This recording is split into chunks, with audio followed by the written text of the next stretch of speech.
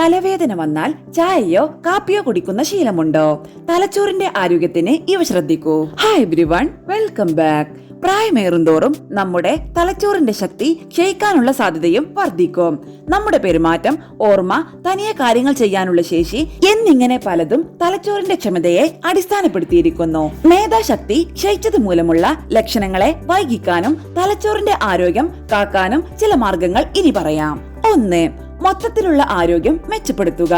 ദിവസവുമുള്ള വ്യായാമം, ആരോഗ്യകരമായ ഭക്ഷണം, നല്ല ഉറക്കം എന്നിങ്ങനെ നമ്മുടെ ശരീരത്തിന്റെ ആരോഗ്യം മെച്ചപ്പെടുത്താൻ ചെയ്യുന്ന കാര്യങ്ങളെല്ലാം തലച്ചോറിനെയും ദീർഘകാലം കാത്തുരക്ഷിക്കും.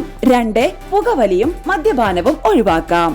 പുകവലിയും മദ്യപാനവും ഒക്കെ തലച്ചോറിന് കേടായതിനാൽ ഇവ ഒഴിവാക്കുന്നത് തലച്ചോറിന്റെ ആരോഗ്യം നിലനിർത്തും.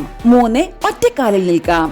ഒറ്റക്കാലിൽ നിൽക്കാൻ നിങ്ങൾ നടത്തുന്ന ശ്രമങ്ങൾ നിങ്ങളുടെ ബാലൻസ് നിലനിർത്തുന്ന നല്ലൊരു വ്യായാമമാണ്. ഇത്തരം എയറോബിക് വ്യായാമങ്ങൾ തലച്ചോറിനെ പോഷിപ്പിക്കുന്ന രാസവസ്തുക്കൾ പുറപ്പെടുവിക്കുകയും ന്യൂറോണുകളെ സഹായിക്കുകയും ചെയ്യുന്നു.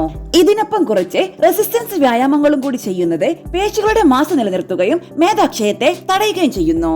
4. വെണ്ണ ഒഴിവാക്കാം.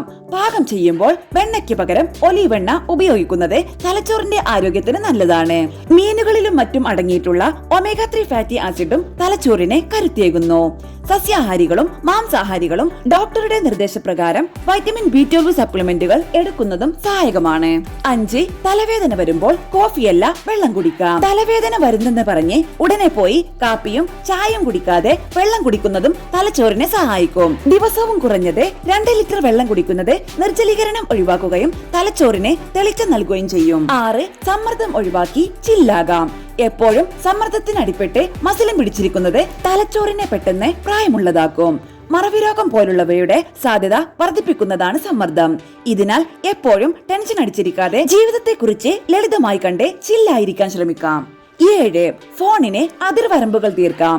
അമിതമായ ഫോൺ ഉപയോഗം എന്നിവയെല്ലാം തലച്ചോറിന്റെ ശക്തി ക്ഷയിപ്പിക്കും.